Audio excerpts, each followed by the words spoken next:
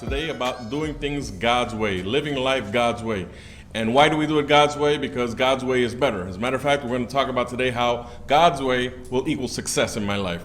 Now, what does that mean to live my life God's way? Well, it's to take the attitude that since God is smarter and bigger than me, I'm going to yield to what He wants to do more than what I want to do. It's not that I don't have any choice, but I take my life choices and I present them to God, and I sincerely ask God and seek His direction, seeing where and how and when He wants to take me, where He's going to go. It's having patience. It's having, and sometimes in church we call it waiting on God. But anyway, God's way is success. And I'm going to talk to you about a story about David in the Bible. King David, very famous guy. And David shows us a lesson on waiting on God or doing it God's way. See, what happened with David, David came in a time in his life where he had gotten anointed. He had gotten the official okay from God and the prophet to be king. And he was doing everything right. He was fighting in the army. He was backing up King Saul. But King Saul got jealous of him and he tried to kill him. So David, instead of going up the ladder of success, David had to go out to exile. He had to go live in a cave. He was hiding and trying to avoid the wrath of King Saul. But David still continued to do the right thing in the right way. He was being patient. He was waiting on God. And you can imagine David living in a cave, surrounded by a bunch of society losers, far away from his family, far away from his calling, far away from the greatness that God had for him. But he still was patient and waited for God to do things the right way. So what happens? Then you see it's in the Bible, in the book of Chronicles, you see God's time shows up, or the right time shows up, and then things start happening. David's in the cave, but then David starts seeing that people start coming to him from all over the different tribes of Israel, and God starts bringing an army to David, and they all start telling him, David, we're going to back you up, you should be on the throne. And God brings from every one of the 12 tribes the right men, the right people to come be on David's team to take David to the right place. And this is all because David waited on God's time. David did it the right way. God's way is the right way. God's way equals success. So what happened? So now I'm going to remind you, but in like 2 or 3 chapters that surround the story of David waiting on God, when David started conquering or taking back his position, but on God's time, in God's way, a lot of things started happening. And these are the things that can happen in your life and in my life as well when we decide to do things God's way. First of all, David was able to recapture Jerusalem. Now, what does that mean? Recapturing Jerusalem, David was able to retake what the enemy had stolen. And in your life, that can happen as well. Whatever the enemy has stolen, whether it be your health, your youth, your past, your family, your relationships, whatever bad has stolen from you, the enemy has stolen from you.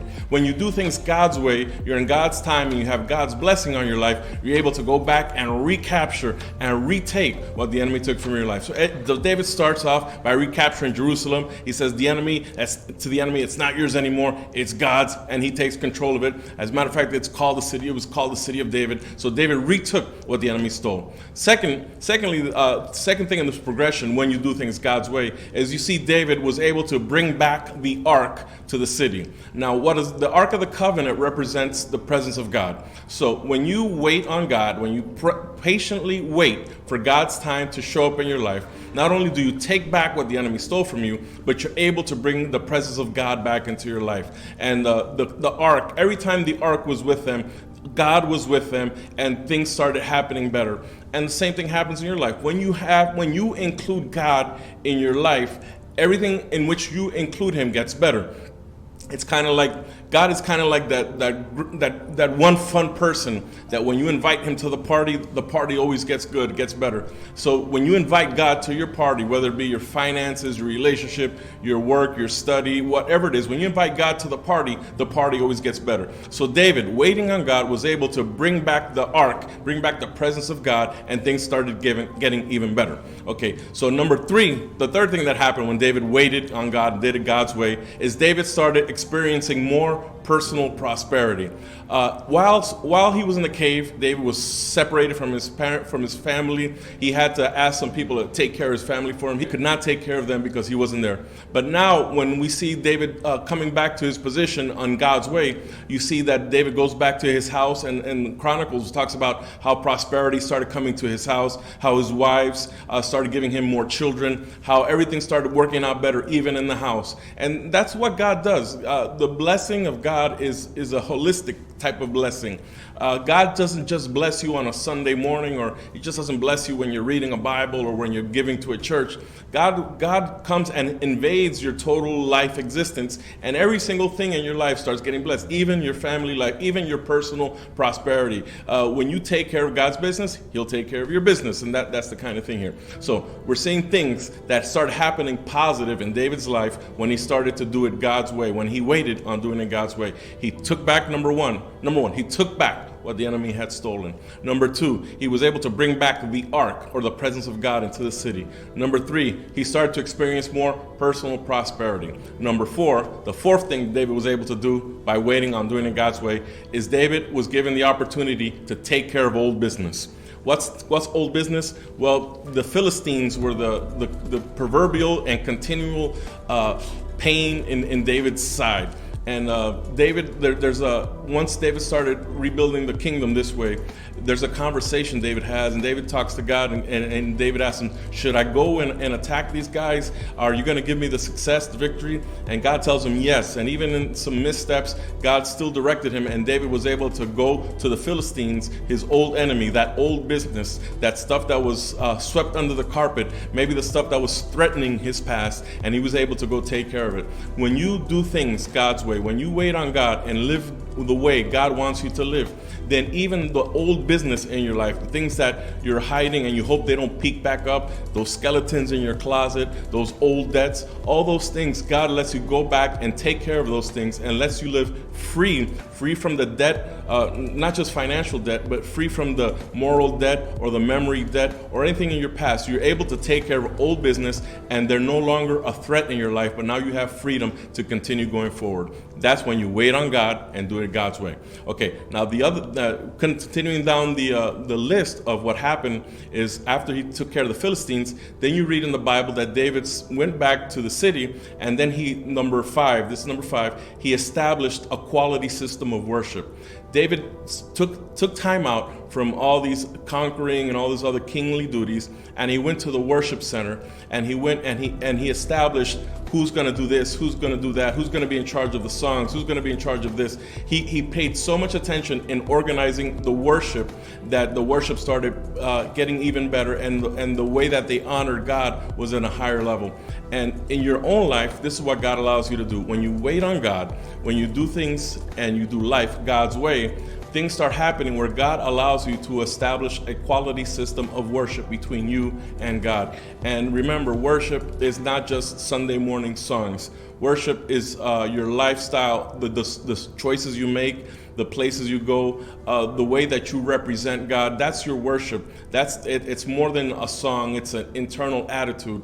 Now, David was able to wait on God even through the difficult times. God shows up. God starts lining up all his ducks in a row. Things start happening in a positive way, and David starts to get to this place where he establishes good quality worship, and God gets honored by this. And then the sixth thing that I want to tell you here of what happens is when you do it God's way, is God gets to a place where he promises even more. Let's get back and look at this. David was ready to be king, but it wasn't the right time yet. He persisted in doing the right thing. He persisted on being patient. He persisted on waiting on God.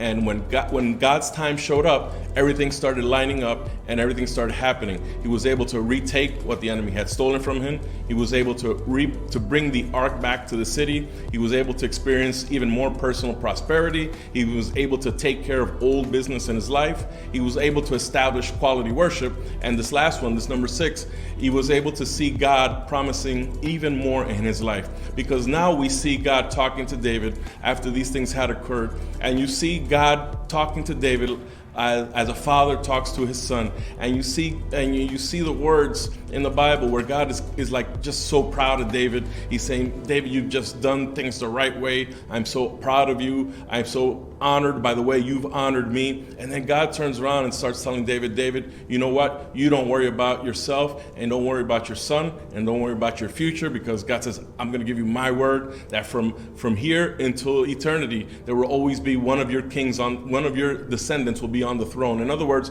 your legacy will live on forever. And God tells him, and I'll take care of Solomon, I'll take care of your son, and everything's going to be good. You see God gushing with pride, with honor, with happiness, because David was wise enough to wait and do things God's way. And when David did this, God promises even more. And this is what God is telling you in your life. God has so much in store for you. God has so many things ready that he wants to give you.